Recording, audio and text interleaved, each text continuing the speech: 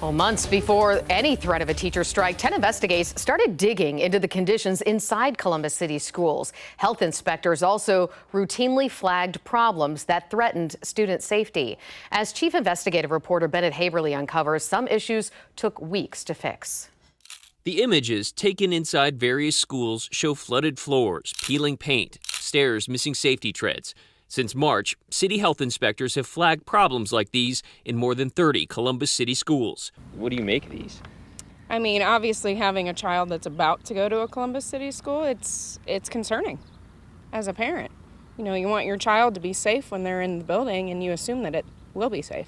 Tina Bauer is the mother of an incoming kindergartner. Her child's school is one of 13 that will have air conditioning this fall that previously did not.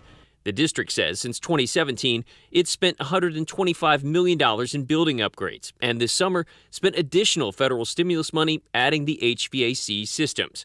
But 10 Investigates found despite these investments, problems in the district's aging school buildings still persist.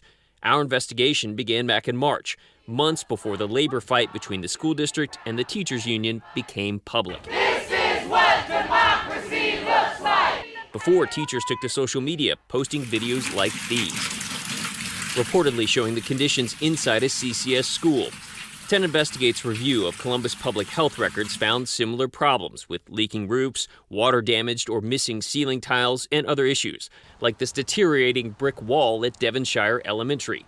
Take a look at this. An inspection report from March 28th shows a person with the school told the health department students will grab the bricks and sometimes throw them.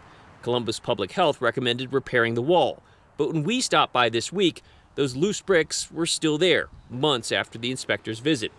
In that same March report, health inspectors found paint in several areas of the school was peeling away. A teacher noted that the paint will flake off the ceiling and fall on students and staff. A follow-up survey found lead-based paint in 9 classrooms and other areas of the school. But 10 Investigates' review of work orders and emails between CCS and the health department show it took 7 weeks for the lead paint to be repainted and repaired. That's despite the health department's recommendation that it be completed as soon as possible. 10 Investigates also found repeated work orders for fixing lead paint and water leaks at Indianola Informal K-8, dating back to 2018 and continuing through this year. This work order from March reads, I listed this as priority 1 because there's a tiny bit that came off the ceiling and there's a layer of lead paint on our ceilings. We've had to mitigate lead paint before. Please come right away to test. Now that particular issue was taken care of in a week. We shared our findings with Dr. Nicholas Newman, an environmental pediatrician at Cincinnati Children's Hospital. The nature of having a school with like dozens or hundreds of kids in it, and you have like lead paint hazards, that is certainly not reassuring. And you'd want to try to remedy that as fast as possible.